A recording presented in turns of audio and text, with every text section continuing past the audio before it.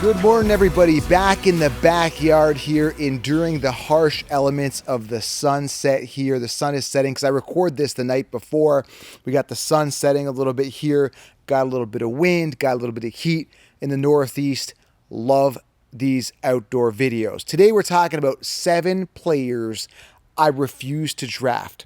There's nothing you could do that's going to make me want to draft these players. Now, I'm telling you, I have no interest in these guys. And I hope you guys, after this video, have zero interest in them as well because, they are extremely high draft capital and they are extremely risky. So I want you guys to make educated decisions when you're drafting. And once you hear all the facts here in this video, you're going to be like, dude, I'm with you. I refuse to draft these guys as well. So if you're new to the channel, guys, smash it, tap it, slap it, hit that thumbs up here. Fantasy football is officially back. If you've not secured the 16-round draft solution, I don't know what to tell you, man. You are literally flying blind. It's like having a plane without radar and, blinders on. Like, literally, don't do that. Make sure you guys secure the draft solution, guys. Secure the championship. I've linked it below. Sleepers, breakouts, auto plays, draft each round. Everything you guys need. Also in the works right now of getting Kyron Williams on the show, Rashid Shaheed, and more. All the same guys that are coming to the summit. Most of them are going to be on this fantasy football podcast. So turn on the bell, smash it, tap it, slap it. Love to dive into some conversation with some NFL players. And other channels just aren't giving you this, guys. I create stuff that I would want as a fantasy football player. That's why I created my brand. I remember years ago, I was like, I don't like the way advice is being given. I don't like this cookie cutter BS that's out there, the copy and paste, everyone playing it safe. They're doing it all wrong. So I fixed it. I fixed it with 16 rounds. Now I'm adding the Fantasy Sports Summit. It's a virtual conference. You guys could join us from the comfort of your home. Grab a ticket to the summit. You can combo them below, right below at thefantasyfootballaccounts.com. I've linked it. All right, guys? Smash it, tap it, slap it. Turn on the bell for latest news and notes here, of course, throughout the season. And, of course, grab 16 rounds. I'm also offering direct access as well. If you guys want direct access to me, you can book a call below. Best way to win your leagues, okay? 30-minute phone call. All right, let's talk about the first player here. You couldn't even convince me to draft this guy. All right. Now, that being said, you guys have to have your own convictions. Okay. I'm telling you guys, my reasoning is my facts and my intuition and my data. It's up to you guys to make that decision. First guy is Nkua. Okay. Love the talent, but this guy's coming off an astronomical rookie year. The numbers he put up, nobody puts like, it's hard to put up these numbers. To put it in perspective, I'm looking at some numbers last year. Lamb, all right, had 181 targets last year, all right? I'm just looking at numbers, looking at some stats throughout the years. Diggs was putting up big numbers because he had Josh Allen force feeding him. CeeDee Lamb was putting up big numbers last year and the year before. Again, 181 targets. Nkua had 160 targets. A big part of that was because Cooper Kupp was out. So when I look at the stats, I look at who else I'm comparing to. Lamb is like he's like the alpha there, right? He's ultra elite talent. I'm not saying Nkua is not elite talent. I'm saying he's just coming off an astronomical year. I'm comparing his numbers last year to top dogs like Lamb, okay? 1,486 yards last year, 160 targets, 105 receptions. That's a lot of volume for a rookie. And now Cooper Kupp is coming back. Matt Stafford is now a year older, coming off this amazing pinnacle year. All I'm saying is that I think he's a little expensive, and Kupp only played 12 games last year. A healthy Kupp, which again, like I said, is, healthy and Kupp don't go together in the same sentence. And I was the only one telling you to avoid Kupp the year after his astronomical year. You guys know it. It's just such a tall mountain to climb yet again, and yet people want to invest that precious first round pick on a young player with Cooper Kupp back, and it's just way too expensive for me. I love Nkua. I just don't think he could duplicate the numbers. He's sitting at 11th overall, wide receiver 8th. He was 6th in targets last year. That is going to go down. You heard it here first. Nkua, a little rich for my blood. Love the talent, but you can't convince me to draft this guy. Okay, I will refuse to draft him. Nope, can't make me do it. All right. All right. Second guy here. I don't talk about this guy too much in my videos. Now, you know my usual suspects, players I won't be drafting, and they're on this list. Some big names here, okay? But the next guy I don't talk about too much, but the guy I'm talking about is Achain. Off the chain, Achain. 39th overall is his ADP, RB11. Very expensive for a Miami running back in general. This team is loaded with talent. We're talking Waddle. We're talking Tyreek Hill. Not a lot of... I mean, Mostert, had a good season last year. He's coming back. They drafted Jalen Wright. They always seem to run by committee. Jalen Wright, looked at his stats last year, just broke 1,000 yards in college. I think he had like 4 touchdowns, something like that. But Jalen Wright ran a 4.3. He's a speedster in his own right. Rookie, young, dynamic player. Mostert's there. Again, you got the speedsters. And now you can say, well, Tyreek Hill and Waddle, they're out there. It's going to be less stack boxes. Maybe. And Achain looked absolutely amazing. 7.8 yards per carry, 800 yards in only 11 games. Okay? So when you look at a guy who, and he's put on some muscle this year from what I'm hearing. When you look at a guy that's extremely talented, explosive, upside, and did so much in such a little amount of time, you got to say the upside is there. I just don't trust Miami when it comes to running backs, that is, okay? So for me, it's going to be a hard pass. You guys want him. You got yourself a potential explosive player with massive upside. I just think he's in a committee where they're going to use Mostert. They're going to use Jalen Wright. They're going to use whoever's in that backfield behind those guys. They're going to be used. It's not going to be a 250 to 300 attempt type volume situation for Devin off the chain, okay? And the injuries, is he going to be sustainable? Can he maintain, health? Can he stay healthy the entire season? That's a big question mark as well. Health is a big issue for Devin Achain. Can he stay healthy? So I got to ask myself that when I'm considering drafting this guy, in rounds, 3 to 4? Very, very expensive. Around 3 to 4 pick. A little too expensive for me. So it's a hard pass. The next guy is a serious hard pass, guys. Like I'm talking 100% not drafting this guy. The guy I'm talking about is DJ Moore. Guy is sitting 26th overall. Wide receiver 17, which is absolutely ludicrous. This guy finished 6th last year. And he's pretty much being drafted as if he's going to finish 6th again. Not going to happen, guys. 136 targets. Do you think he's going to see that again? Do you honestly think DJ Moore is going to see another 136 targets? It's just not going to happen, man.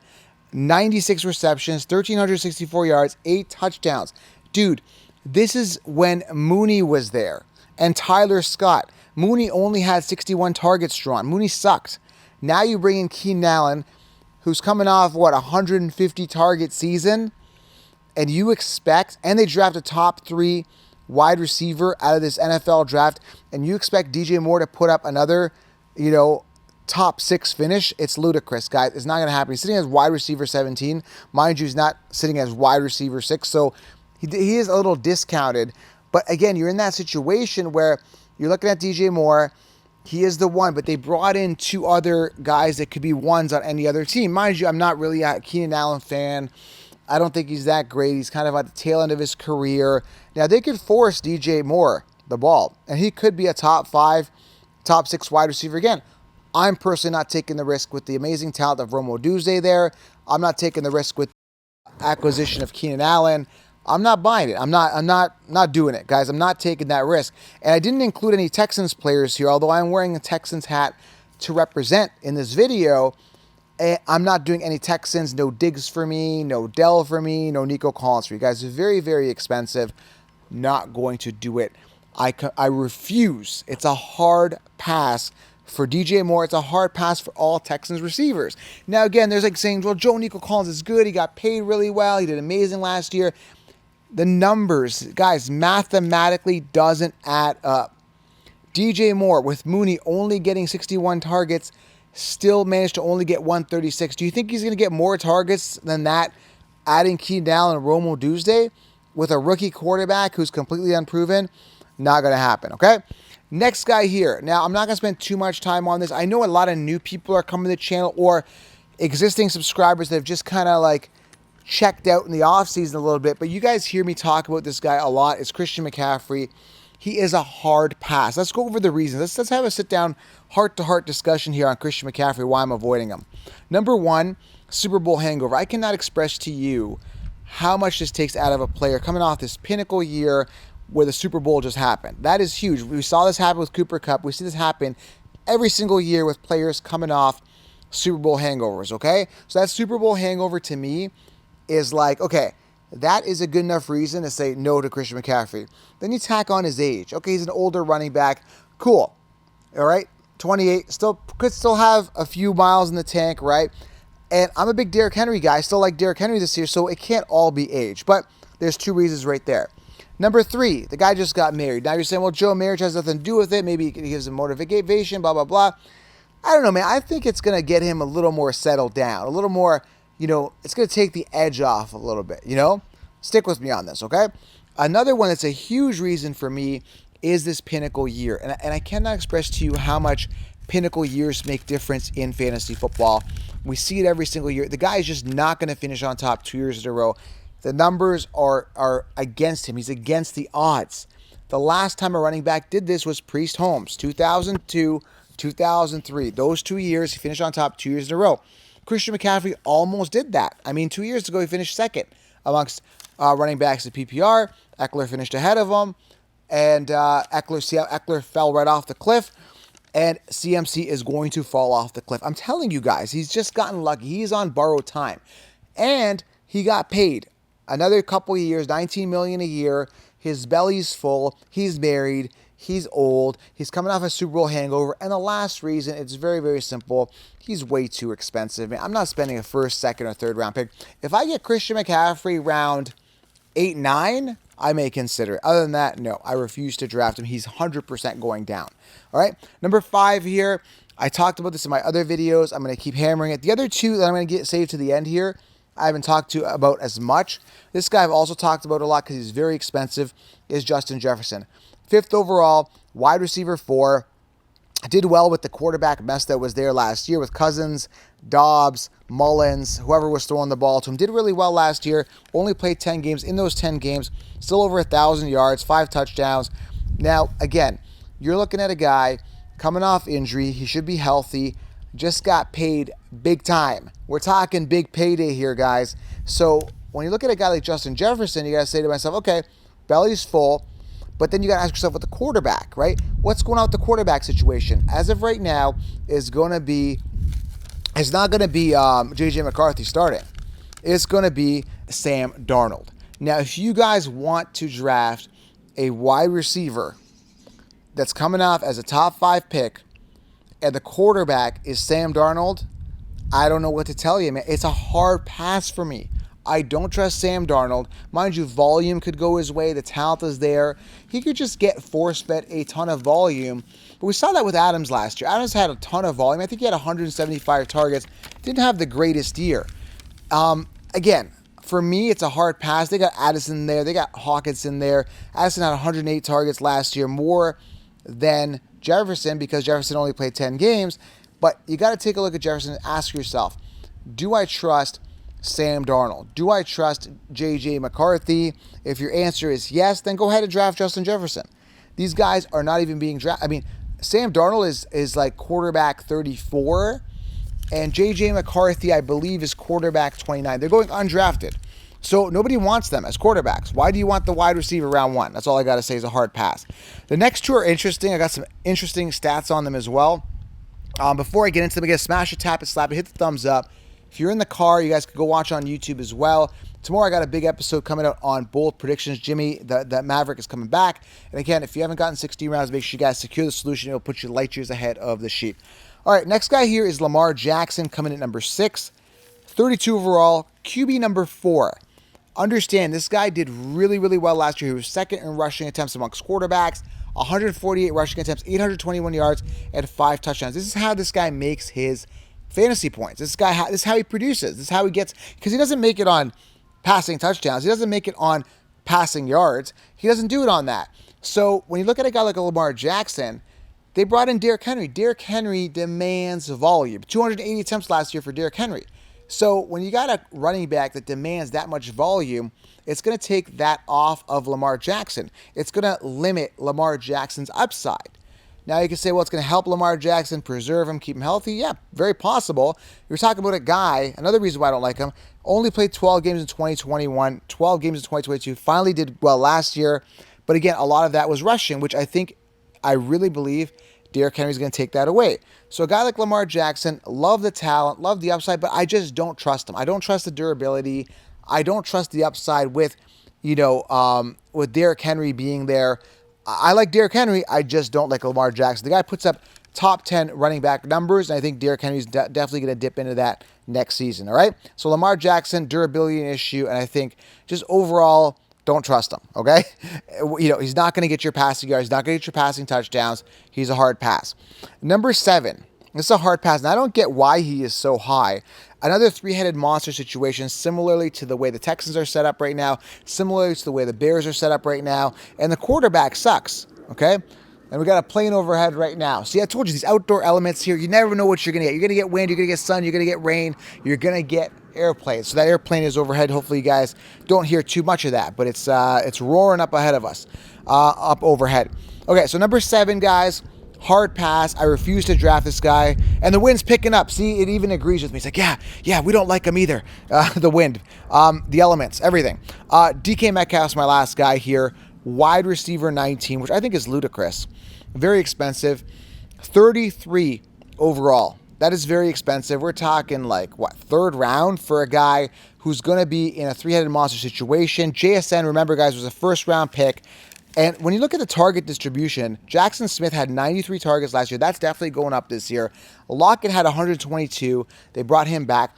And Metcalf had 119. His target count dropped from 2022 to 2023, and it's going to continue to drop because I think JSN is going to emerge as the one here.